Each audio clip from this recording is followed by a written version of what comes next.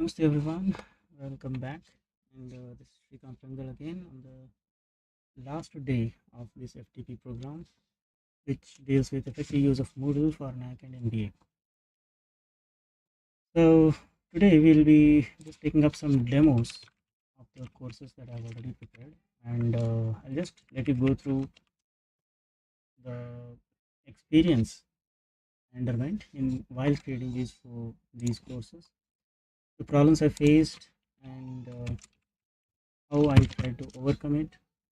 And recently I discovered that a great, very high level of disruption is coming to Moodle platform, and we'll talk that as well in this video. So we'll start by discussing this course which I made recently, and this is the most complete kind of course which I've ever made. Of course, last few topics are still in the process of creation, but this is the one course which I can say has maximum amount of whatever I have learned in the Moodle present in itself. So let's go through this first. Then after this, I'll just uh, give you some courses. Talk about some courses which were created to help us create the course in a very easy way. And also we'll talk about different resources which we can use for creating the courses. And in the previous session, I had missed out on one of the topics, and that was taking a backup of the course and being able to upload it on other websites. That as well is something we'll talk about in the today's session. Let us quickly start. So you already know how to sign into the Moodle course. So there will always be a website which we have to visit, and then we have to sign in. Right. Let me just open the other sites, other free sites as well. So this site I had created on moodlecloud.com. This one is hosted on our college server. This one is on Moodle Cloud. Then I have one more on Inomio.com.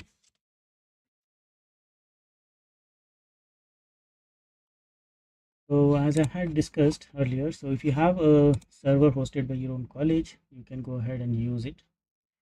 And if your college doesn't host it, you can still make use of Moodle by one of these free platforms.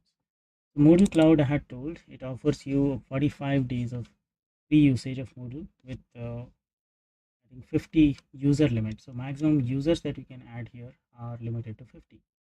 Only 50 students can be added to any course.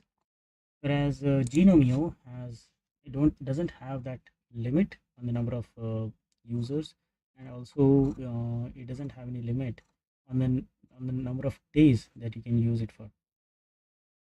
But the big disadvantage of using Genomio is that it will display advertisements, and in exchange for that, it allows you to view around 500 students. And also, the account that you have here is perpetual. The only downside I see, there is one more downside actually, apart from the ads that you see on Genomio, is that once you create your website in a particular version of Moodle, that version, that website will remain on the same level of Moodle until you take a paid subscription, or if you want to, that too, if you are interested in upgrading your website, you can take a subscription and they'll upgrade it to the latest version.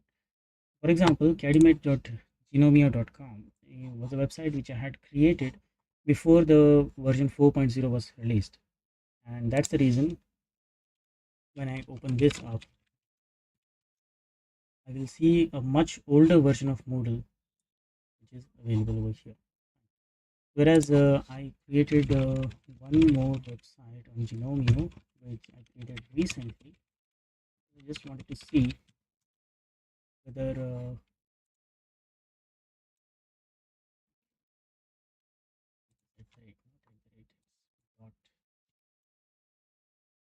I just wanted to see if Genomio had upgraded its Moodle version to the latest version, and I was in luck.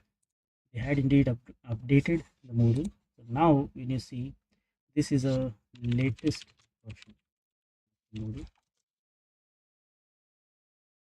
My older website is stuck at the older version. I have to continue using it with the older version, whereas this one, the new website, has been upgraded to the newer version.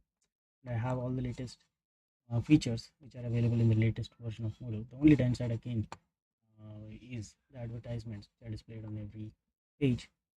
So one workaround that we can make is to install an extension called Ad Blocker. So go to Chrome Store and Blocker.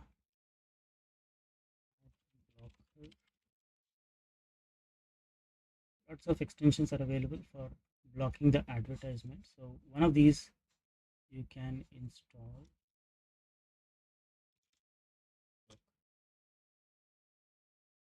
Ad block. You can add this to the Chrome. You can suggest the students to install this particular ad block, and this will block out all the ads that are displayed here. But from time to time it will be displaying a message asking you to disable the ad blocker, because the primary way of getting paid for maintaining this website genomia.com is by advertisements, and if you are enabling the ad blocks, then this website will lose some amount of data. Of course we can enable it whenever possible, and disable it when we want to focus on some things rather than allowing the ads to disturb us. One more the final and legal way to go ahead and disable the ads is of course to go for plan, which one of the plans that they are offering. You can see you can remove the advertising and get 10 GB of data for this much amount. So if you have this much of budget, you can allot it, and that will remove all the advertisements, and also you will get additional benefits like increased data and the number of users and so on and so forth. So that was about the different places where you can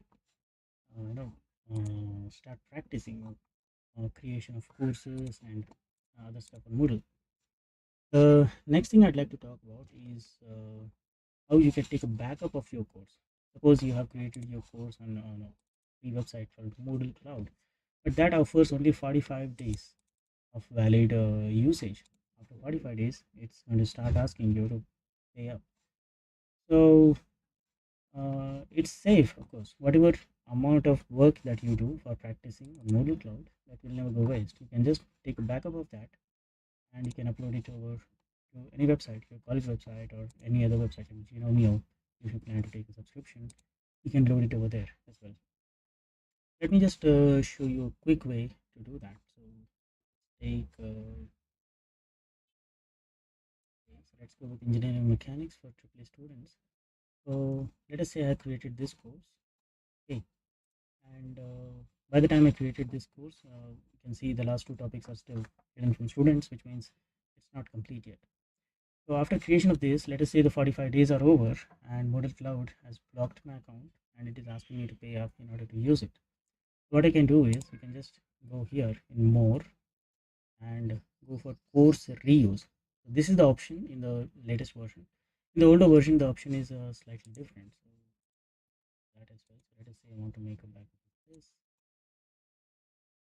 Okay. So if I want to make a backup of this website, let us say, so this is called backup here. Okay, so I have to go to backup if you are using the older version of Moodle, and if you are using a latest version of Moodle, you can just go in the more and you can use the option course reuse. Once you go to this page, then mostly this interface is almost the same. Okay, so find a course to import data from. So right now it is asking us to import. So default option provided for us is import here, but we are not interested in importing. We want to take a backup this file. So the older version directly gives us the direction of backup, whereas in the new version some features have been grouped together into a single interface. So by default it will ask you for import, but if you want to take a backup, just choose backup from the option, and this interface loads up. Okay, so here you can choose which of the options from your course you want to take a backup of and which ones you just want to ignore it. If you want data of students and all to be included, then you just have to enable this. But right now it is not allowed for whatever reason. Maybe the administrator has blocked this particular option somewhere in the settings. It will be. So you can choose whatever data you want. So for example, here we have the include enrolled users, anonymous user information, and all these things. So all of that will be taken backup of. Okay, let's make a backup of this. Jump to final step.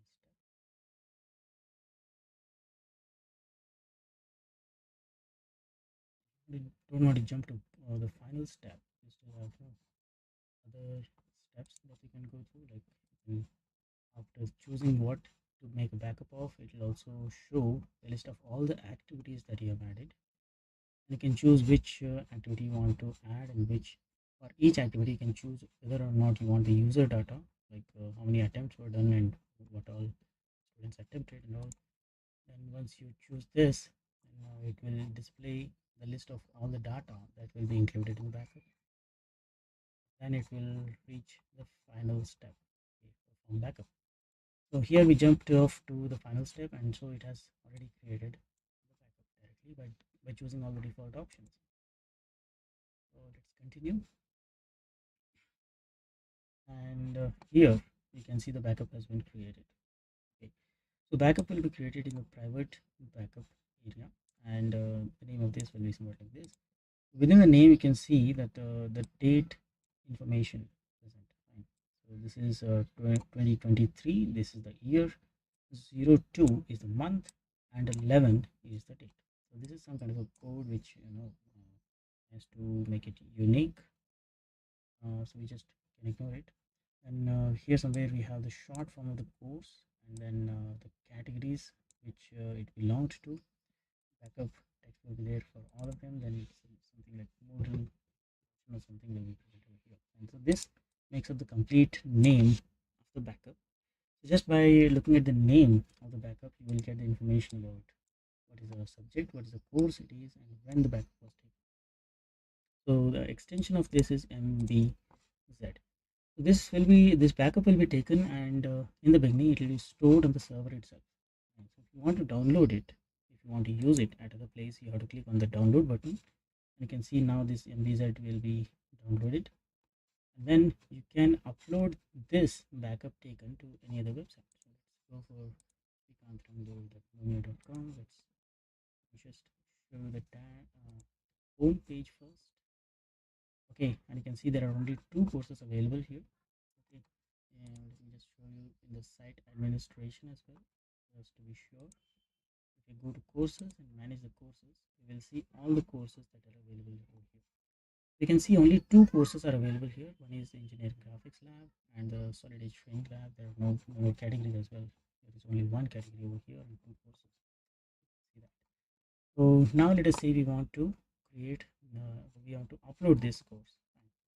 So we have to go for create a new course. We can create a new course by going inside the course management, or we can just do that the home page. We have to enable the edit mode.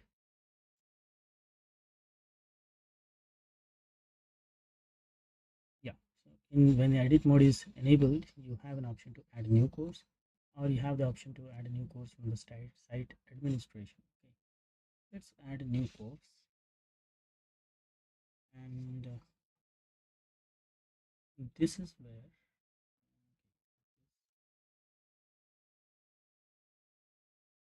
okay, so actually if you don't want to go here, instead of creating a course separately, let's say we want to restore this course over here. So let's go for course reuse once again, because course reuse gives us an option to restore the course here itself. Okay, so go to course reuse, choose the option restore here, and then drag and drop this file which we downloaded from the other website in here. Now this course was downloaded from the college server. This course was downloaded from the college server, and now I'm uploading it to my temporary Genomio site, which is mio.com.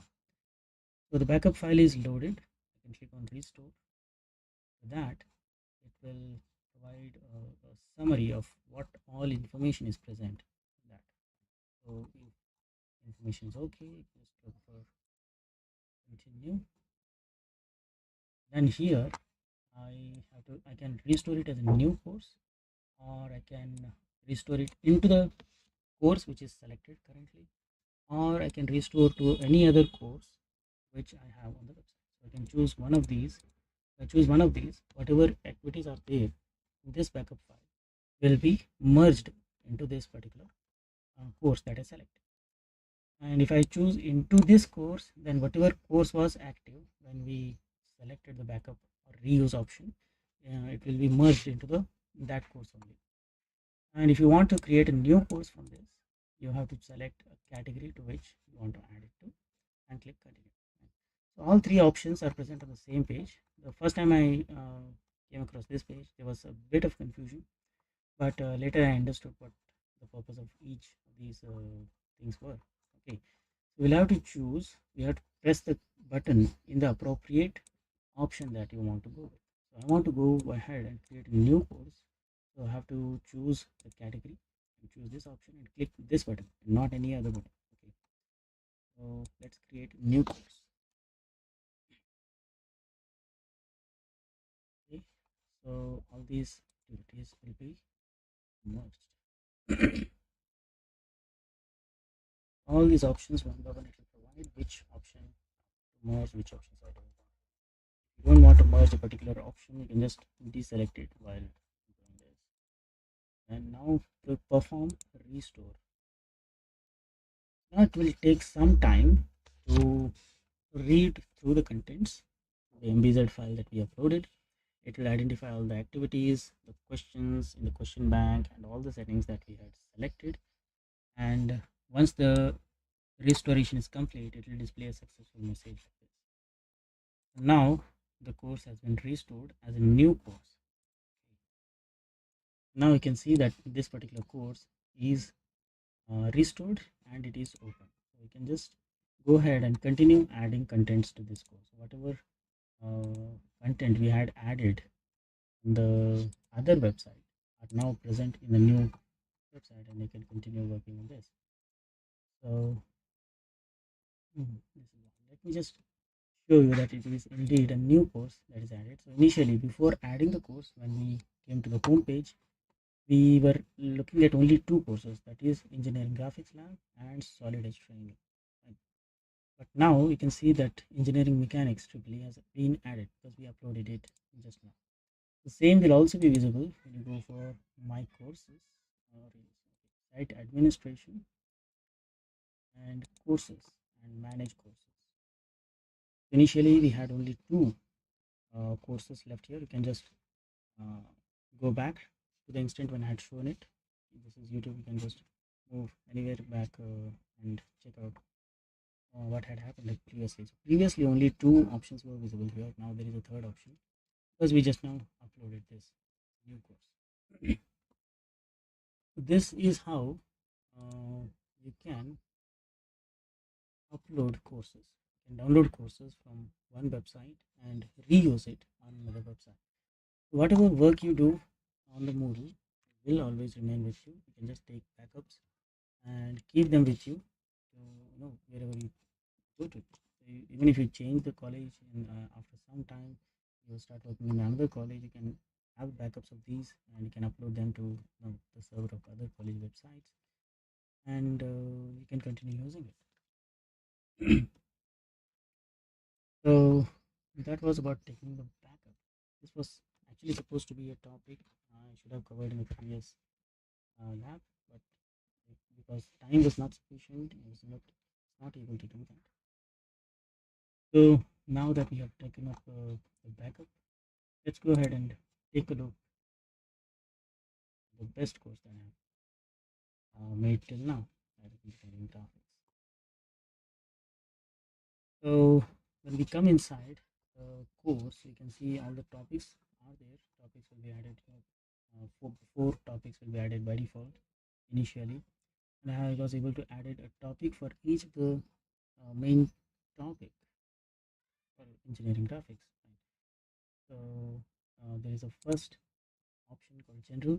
So this is where I have added about the course option, wherein I have the syllabus, then I have course outcomes, then explanation about how the students are supposed to use the Moodle account, because many of them will be using Moodle for first time.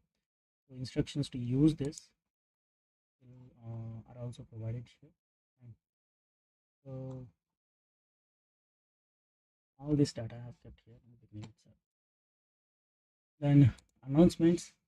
This is added by default in every new course that is created, and this is where the teachers can post information about when assignments are to be submitted, or whether by what time the course will be updated, or any other instruction that you want the students to know.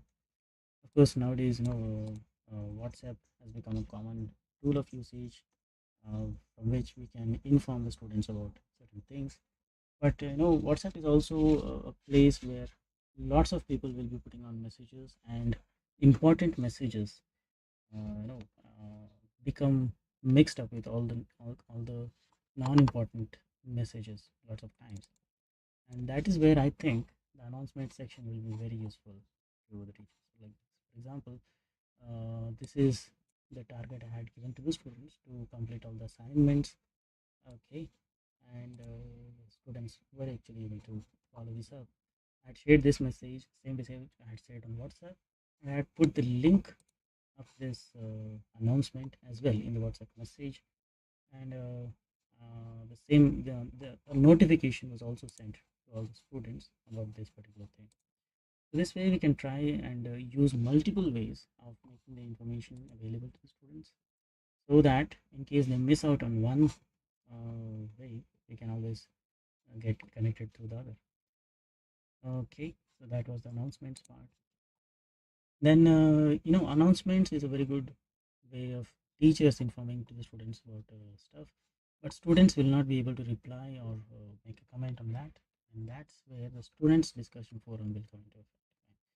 Any new forum that you create apart from announcement will become a student discussion forum, and this is where the students can also post their replies. So I can see that students have not replied any not a single message has been replied to this, because we mostly go ahead and use WhatsApp for any transfer of information most of the time.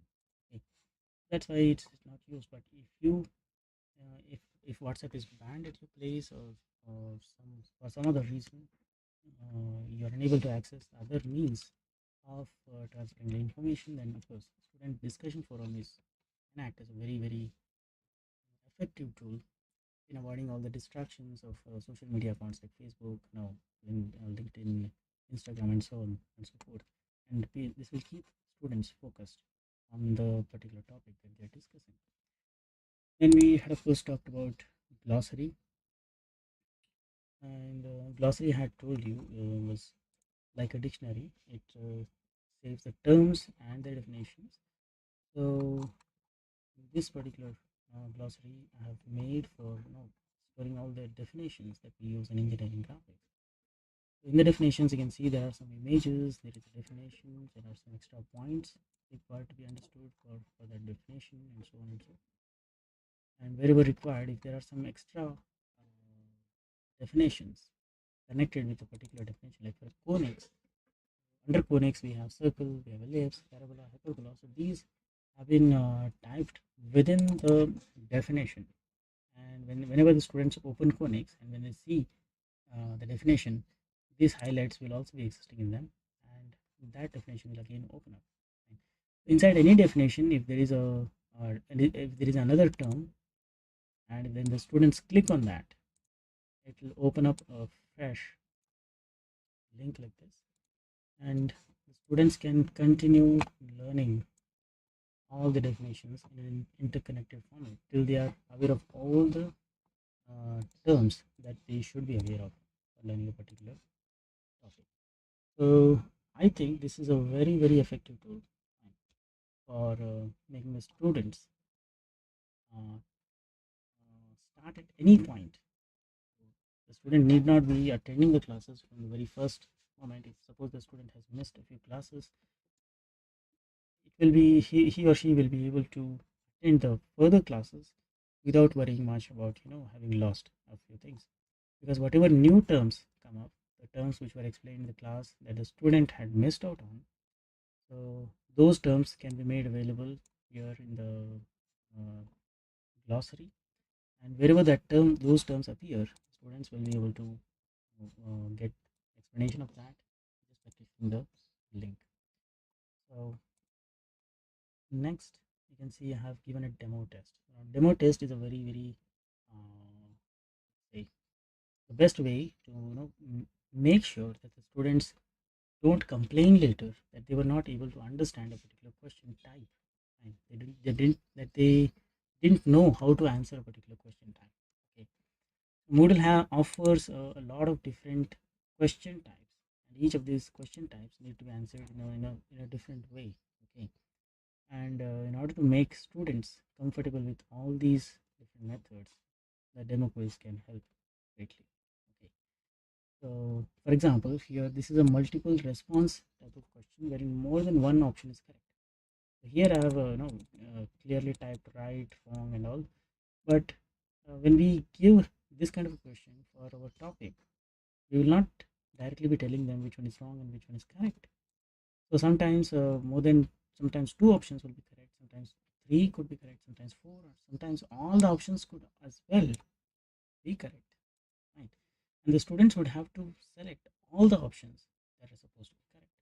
Okay, so if we don't provide an instruction to the students that uh, all the options need to be selected, like here he has provided select one or more. Okay, so we must also provide a kind of a note to the students telling more than one option can also be correct. So if the student assumes that only one of these options is correct, he will just select one option. That will reduce his marks by 50%. And later the student will come up complaining to us that, sir, this was not how I expected it to be. That is why giving a demo quiz in the beginning with all the types of questions that we plan to use in our course, in our quiz, must be included in that quiz and should be given to the students so that they will get a good understanding of this. Now, and one more thing is to ensure that only the students who have understood every type of question and how it's supposed to be answered correctly before going for any other quiz, what we can do is we can restrict the access of other quizzes based on the demo quiz. For example, let me go to this point, and you can see this particular quiz is not available unless the activity demo test is complete and passed. Okay, so if any student doesn't complete the demo test, and if he scrolls down and comes here, this activity will not be accessible to him. Okay, because in order to access this activity, he has to complete the demo test, and the link is also provided here directly, so the student doesn't have to scroll up and search for the demo test. Okay, so to whatever topic he wants to start, let's say he directly wants to start with projection of lines. Now this activity, for this activity to be complete, again there is a restriction. He has to complete the demo test, right? And he doesn't know where the demo test is. He just has to click on the demo test and directly the demo test will open up. Okay, so the condition I have kept for this, you can see the settings. We had ignored most of the settings and we had went with the default settings. Now let's go ahead and take a look at what these settings are. So first is of course the name, and then the description was there. I've chosen the description to be visible on the course page itself, and then timing. I have kept a limit of timing as well, because students usually know if we don't keep a time limit, they will not gain seriousness of completing the course, completing a particular quiz in one sitting. They will take days and days together trying to confirm whether it is correct or wrong or and whatnot, and thus they will just understand only one iteration of the quiz. Instead of that, if you provide a time limit, it's a better way to make them do the same quiz again and again with different questions till they gain perfection. Then grade is where we can decide what is the minimum grade that they need to get in order to pass the particular quiz. So here the grade to pass, you can see I have kept it very, very high. Okay, in fact, I had planned to keep it as full 10 because I just wanted to ensure that each and every question is answered properly by every student before any other quiz is made available to him. But sometimes because of upload and because of server, there were some errors which were coming up, and so I had to give a factor of safety of 1. Right? So out of 10, if they are able to score 9, then this particular quiz will be considered as complete, and this will help us in setting restrictions for the other quizzes. Right? So you can see the activity completion here says that this activity will be automatically marked complete. Students cannot choose. Okay, so there are 3 things which the students should do in order to complete it. First is the student must view this to complete it, but just mere viewing will not complete it, because this as well has been marked as correct. So they are supposed to receive a grade to complete the activity, and also not just receiving a grade is not enough. They have to actually pass. They have to get a pass grade in order to complete this activity. When all 3 conditions are, are are satisfied by the student, only then this particular activity is considered to be complete.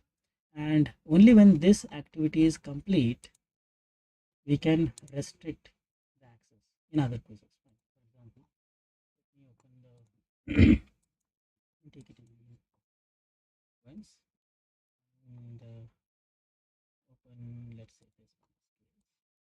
Let me keep these windows side by side that you can see what the settings are. On the left, what you see is the setting of the demo test, and on the right you can see the settings of remember level test for topic scales.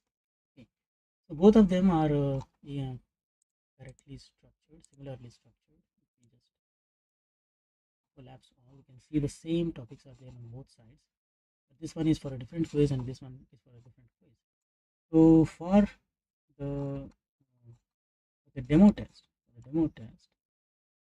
activity completion, you can see we have selected these three points we have selected. And when we come for the scale remember level test, activity completion also we have marked, but the thing that connects these two tests is restrict action. So enable editing option.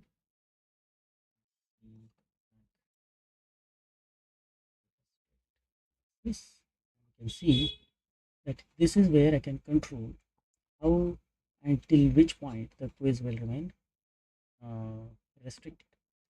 So under restrict action, you can see I have added some restrictions. The student must, that means he has to match the following conditions. Now in the conditions I have given that activity completion option. In the option I have given activity completion, and in the activity completion I have given demo test. So you can choose any of the quizzes. Okay, not just demo test. I have kept demo test for the first quiz in every topic. Fine. So first quiz in every topic will be unlocked only when the demo test has been passed. So in the option again you can see must be marked complete, must not be marked complete, must be complete with a passing grade. So if it is just complete, then even if it doesn't have a passing grade, it will be accepted as being correct. But if you select with a passing grade, then until he gets a passing grade in the demo test, this will remain restricted. Okay,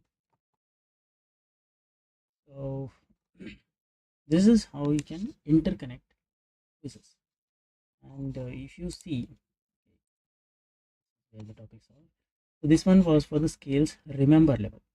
Now for the next quiz, what I have done is if you go to the settings, let's minimize this, and now if you see the restrict action, the option I have chosen is the previous activity. Previous activity means whatever activity is above that. In this case, you can see the above scale understand, we have scales remember level. So until and unless the student has cleared the scales remember level, he will not have access to the skills understand level quiz. And again, here the option which I have chosen is must be complete with a passing grade. Fine. So only when the previous activity is marked complete will he be able to access this particular quiz. So this way we can gamify the quizzes. Gamify the quizzes. So we can get them to remember level, because only when a student is able to remember a particular thing, a particular concept, will he be able to understand the particular concept. Without remembering, there is no option of understanding. Even if you understand something which you cannot remember, what is the use? Okay. So that's how the Bloom's taxonomy is built, and a student has to be taken from the lowest level of Bloom's taxonomy to the highest level in an increasing order of challenge, difficulty. You can say. And only when these two are covered will they get access to actually solve a graphic problem. So this is what I mean by saying the apply level. Once again, if you go to the settings and if you scroll down to the restrictions option, you can see I have kept it restricted to previous activity. Okay. So, and the previous activity for this one is scales understandable. Fine. So this way you can interconnect each problem with the previous activity, making it a gamified way of quizzes unlocked. So what will happen here, I'll explain you once again, is that once the students clear the demo test, the first quiz of every topic will be unlocked. First quiz of every topic will be unlocked. And every next topic is dependent on the previous topic, and hence students will not get the next quiz unlocked till they complete the previous quiz. Okay, so that is how I have designed my course, and this is how you can also use the course. But if you have any other way of interconnecting, and if you feel that this is not the right way to go, you're free to choose your own method. For example, one other way of using it is, for example, here there is remember level and understand level, and I have a total of 8 problems located here. So each problem is dependent on the previous one, because I have arranged the problems in increasing order of difficulty. So unless he is able to solve a simple problem, there is no chance that he will be able to understand a more difficult problem. Right? And hence I have kept it like that. So suppose in your subject all these problems are having almost equal difficulty level, then all these problems can be set to unlock once he clears the highest Bloom's taxonomy level in that particular topic. Fine. As soon as understand level is complete, we can set all these quizzes to unlock. Okay, and accordingly, students will be able to perform. So after completing the understand level, they can solve any problem that they are comfortable with that way. So I hope you have understood how the gamification of this particular course has been done, and let me know in the comments if you feel this is a good way of, or you have any better suggestion. You can just let us know. And if you are interested in creating more content like this and in planning more courses like this, you can also put a comment for us, and we'll try to get in touch with you so that we can create more better courses, make plans for better courses which students will be able to use for better learning. So that was about the thing. So one more thing I'd like to talk about in this course was something which I came to understand very recently, and that is, uh, you know, the grades. So grades is where we can check out the grades of every student. I had already explained to you about this in the first class. Let me just go through it once again. Right now it is showing the total grades of the students. So you can see I have given them more than 50 quizzes. and each quiz is graded for 10 marks. Some of the students have crossed 500, some have even crossed 600 marks. And if we open this up, we will be able to see the marks for every quiz. Indeed, loading. Yeah, it's loaded.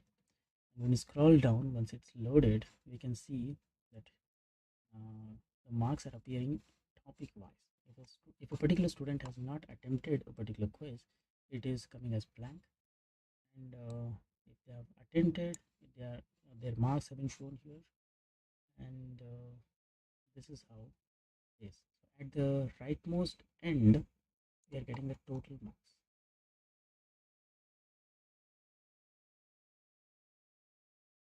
Most end is supposed to be the total marks.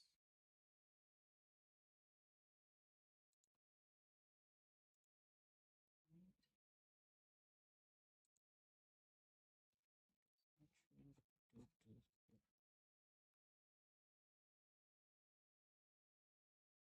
Just a minute, it's getting stuck a little.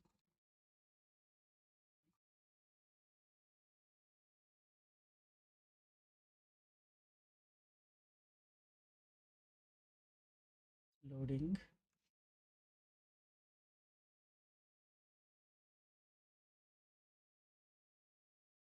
Loading. Loaded now. Yep. I think now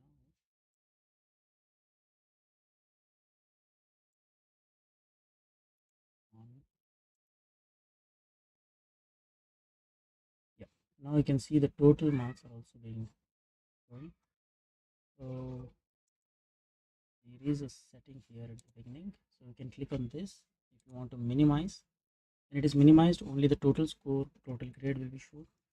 And when it is maximized, we can see all the courses, and there is one option wherein the total of every test along with the total of the complete course will also be shown. But these grades will not be visible to the students, and for a long period of time, students always used to come to me asking for what their grade is so that they can compete with each other.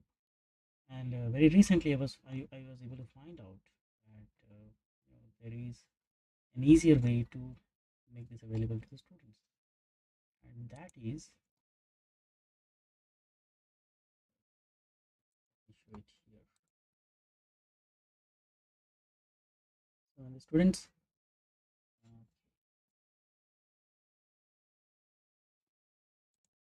yeah, so inside every quiz I've added a few blocks. These blocks show the 5 highest grades and the 5 lowest grades. Okay, and this gives them a good idea about who is leading and who is lagging. And also there somewhere in the settings I was able to find a setting to share to the students not just the complete grades but also the rank of which the student is having for every grade. For example, let me just log out and sign in with the students ID. That will make it much more clearer. Uh,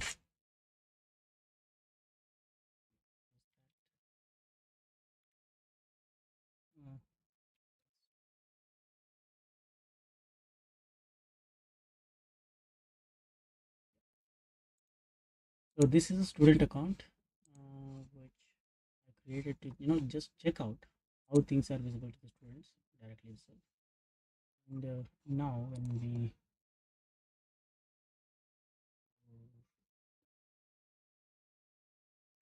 things remember, I'll be able to see this. Not just that, but also the grades. When I go to grades as a student, when I go to grades, I'll be able to see I'll be able to see my course total, okay, the range, okay, and the percentage and my rank. So this rank shows the total rank. So that means among 131 participants that are added to this course, currently my rank is 126. And not only that, this is the course total for every quiz that they attempt. they will also get this information. Right. So for this quiz, you can see, let's take this particular quiz, plain scales. They're getting information about what is the percentage, what is the grade that they got, and percentage of marks, the rank which they got, and among all the students which attempted this particular quiz, what is my rank? That is the information given here. So this way, these informations give us a very good idea about uh, where the position of a particular student is, and he or she can decide to improve this by doing the same test multiple number of times. And after sharing this data with the students, the participation from student side has increased greatly. So they have stopped coming to me for asking marks, and because they already know their marks directly from the grade section, and if they realize that their rank is way too low, they are trying to improve it by giving the same test again and again.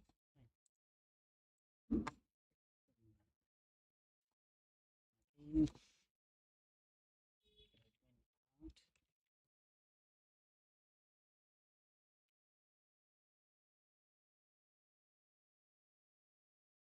okay, so that was about the engineering graphics course. And I'd like to also show you about one more course,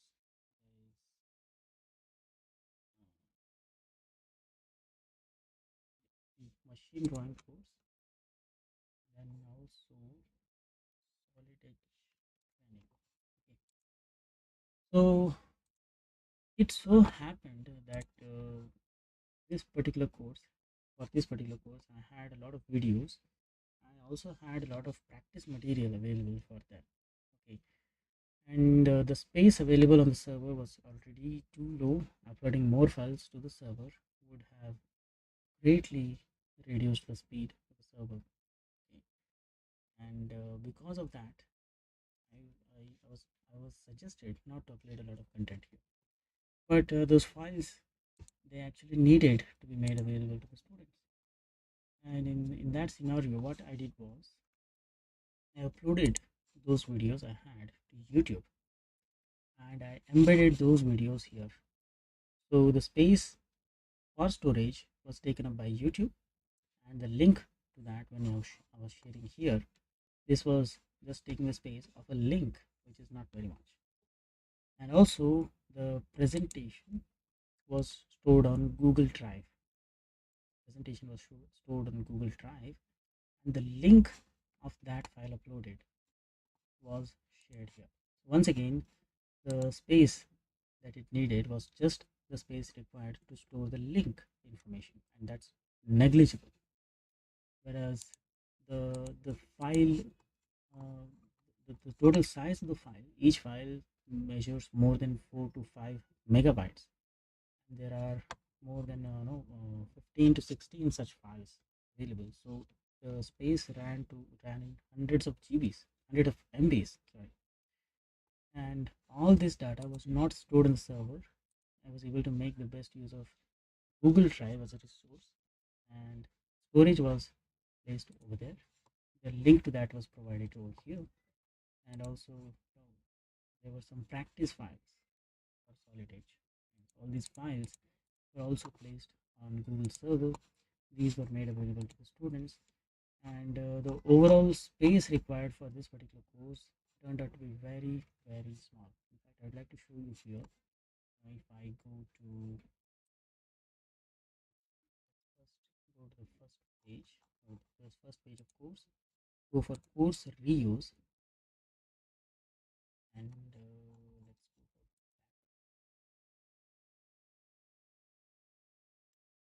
and let's jump to the final step, because we don't want to go through all the steps. You already know all the data has to be included here, and taking some time. Right, so now you can see the backup has been made. Let us see what is the size of this backup. So today is 11th February, so you can see this backup was done just now. It was for the course of Solid Edge, and the amount of space that it is taking is 32.7 MB. So the complete size of all the material which is present on this single course may add up to about 1 GB, because there are lots of videos, there are lots of practice material, there are PowerPoint presentations, and lots of data on that. So even 1 GB of data has been made available to the students, and the amount of space that I require in order to make this available on the Moodle server is just 32.7 MB. That's very small compared to 1 GB.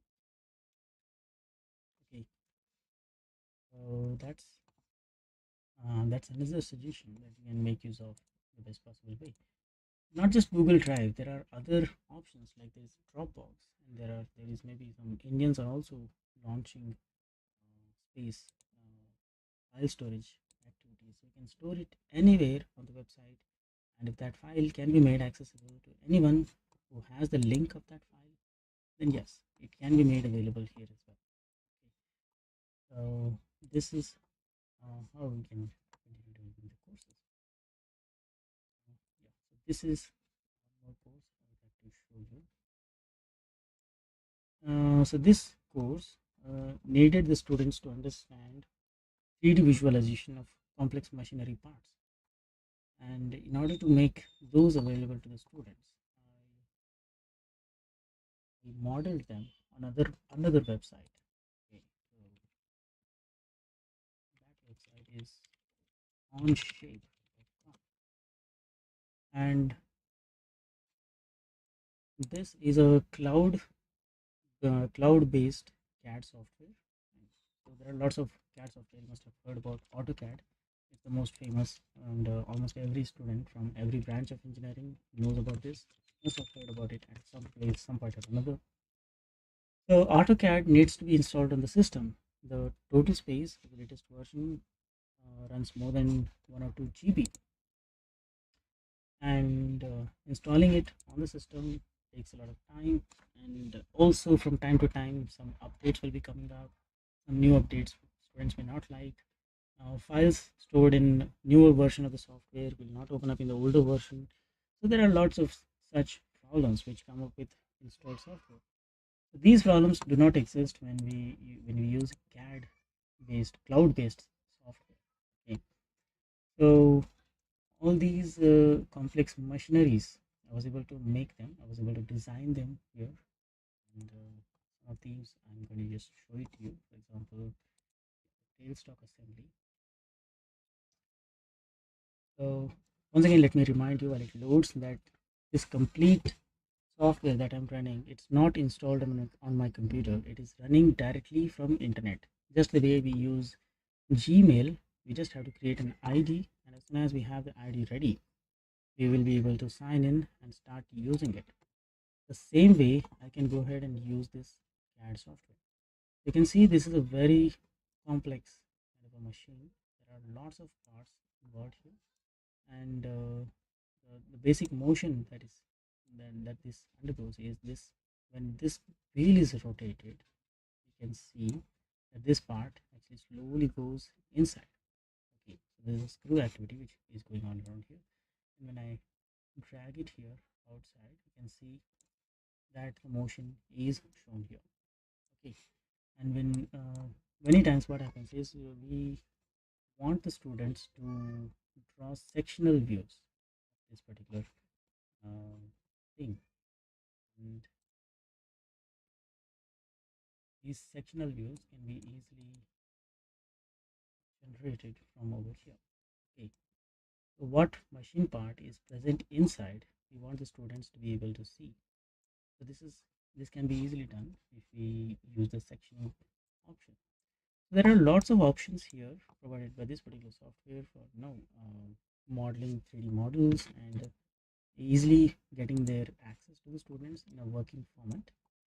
And I know that with the advent of technology, the way the pace at which technology is moving, almost every branch of engineering will have access to one or two such software for their own field to solve their own problems, and they can make use of such software to create models, engineering models. If electrical students can make electric circuitry models for doing voltage and current analysis and other stuff.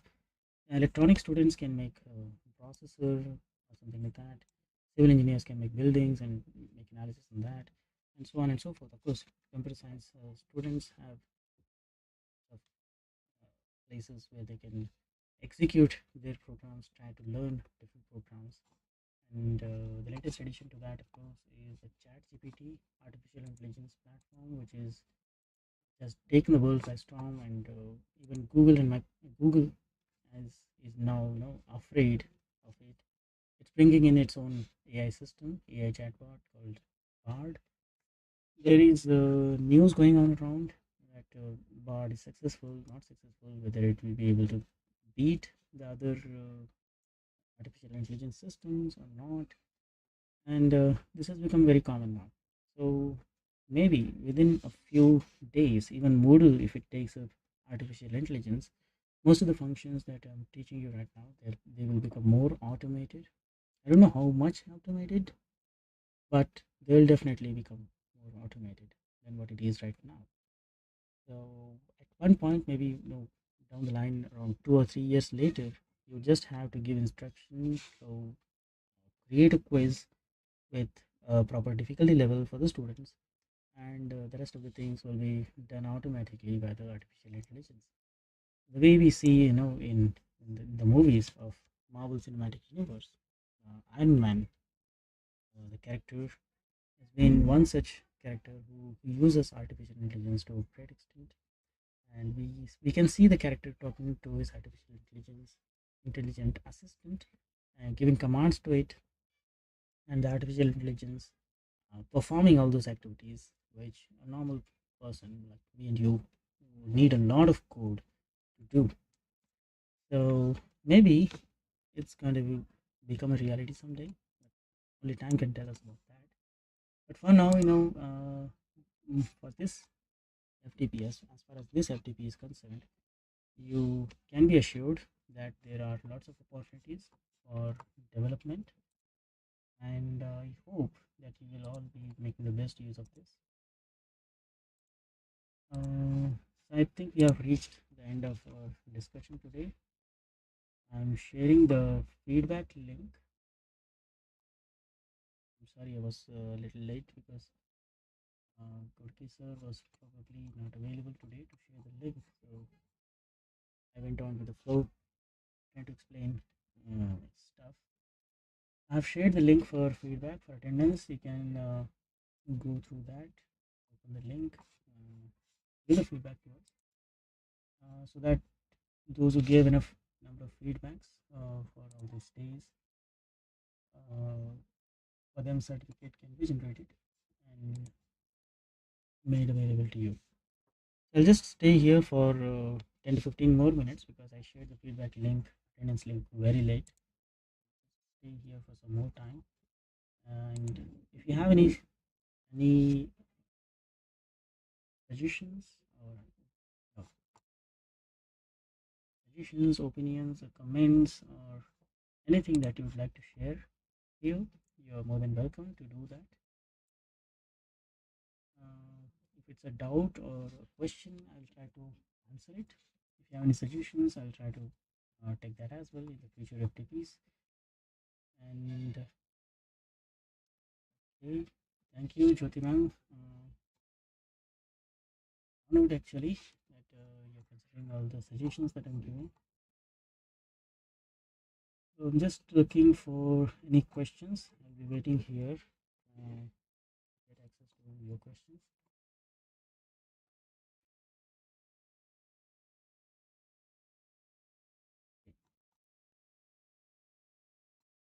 I'm done with this.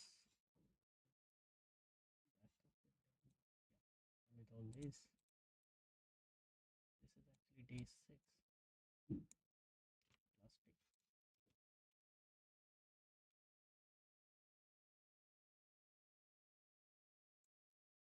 Right.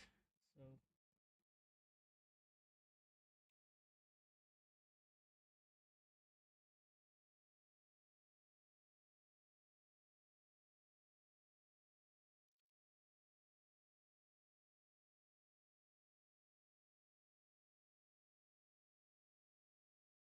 have any doubts or queries, let me know. And clear that. Okay.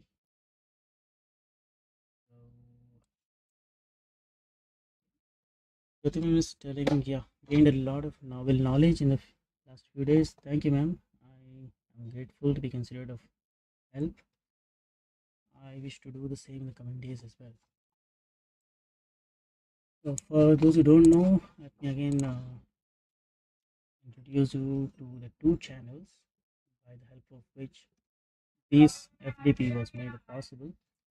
The first one is of course the LLAGT, that is the Let's Learn and Grow Together channel.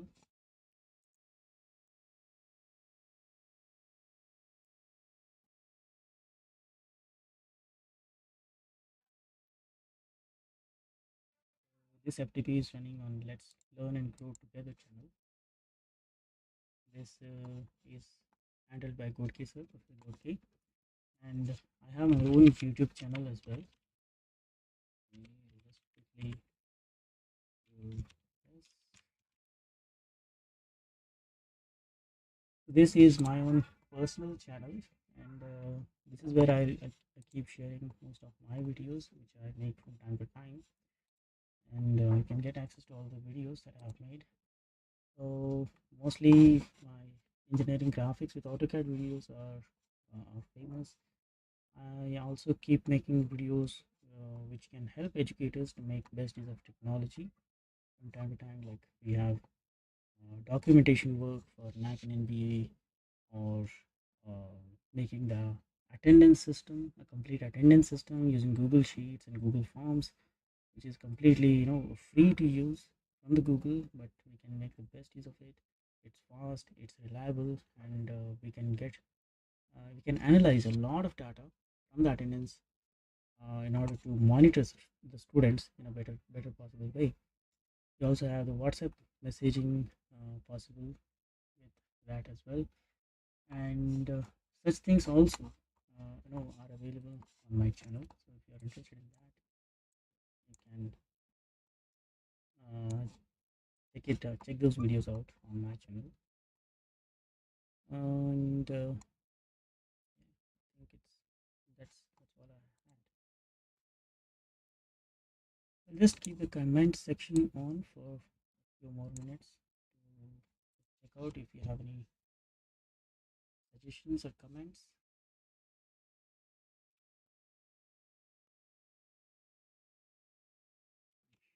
Feedback once again.